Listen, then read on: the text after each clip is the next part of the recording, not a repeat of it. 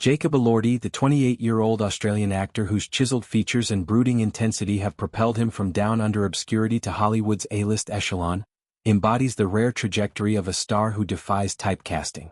Born in 1997 in the sun-soaked vibrancy of Brisbane, as the youngest of 4 siblings in a tight-knit family dominated by 3 elder sisters, Elordi's early life was a tapestry of normalcy laced with theatrical flair. A self-proclaimed theater kid, he traded Queensland's beaches for Los Angeles's relentless audition grind as a teenager, armed with little more than raw talent and unshakable resolve. His uncredited cameo as a St. Martin's Marine in 2017's Pirates of the Caribbean, Dead Men Tell No Tales was a whisper of promise, but it was the seismic breakout in 2018's The Kissing Booth that catapulted him into the zeitgeist. From there, Elordi's career unfurled like a gothic novel, each role a reinvention, culminating in his towering portrayal of Frankenstein's creature in Guillermo del Toro's 2025 Netflix adaptation. "The creature on screen is the purest form of myself," he reflected. "He is more me than I am as a performer."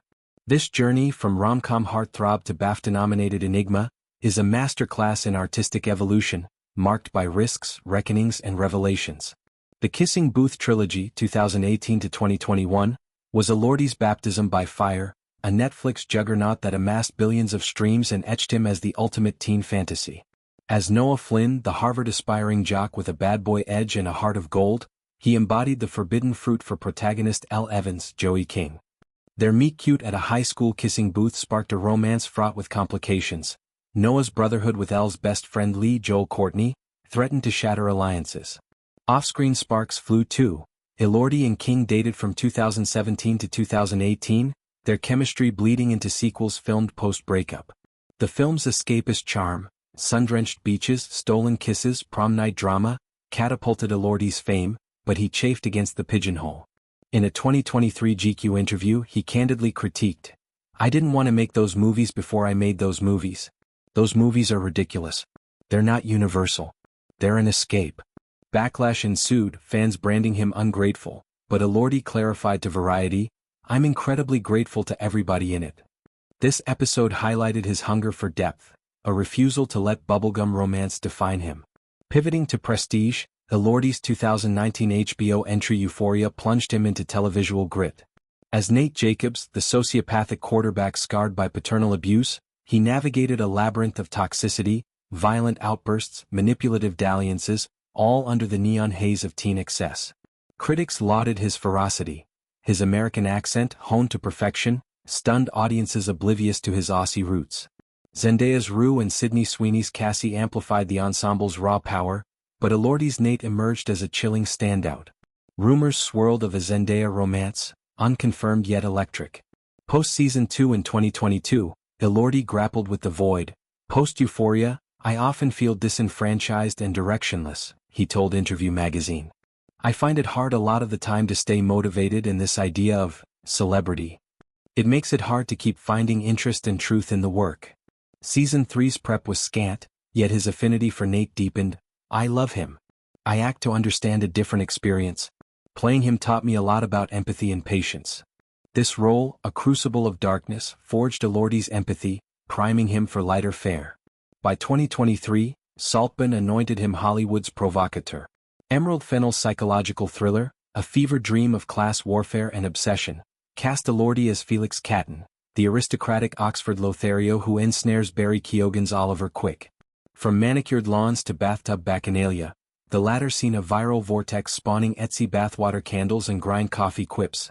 Elordi's Felix oozed privilege with predatory charm. Inviting Oliver to the eponymous estate ignited a summer of debauchery, Felix's easy allure masking the rot beneath. The film's discourse dissected entitlement, Elordi's performance earning a 2024 BAFTA Rising Star nod and a Best Supporting Actor nomination, edged by Robert Downey Jr. in Oppenheimer. His rapport with Keoghan, calling him pure electricity in Vogue, their premiere gazes a study in bromantic glee, mirrored the film's homoerotic undercurrents, humanizing the ascent. 2024's Priscilla demanded historical heft.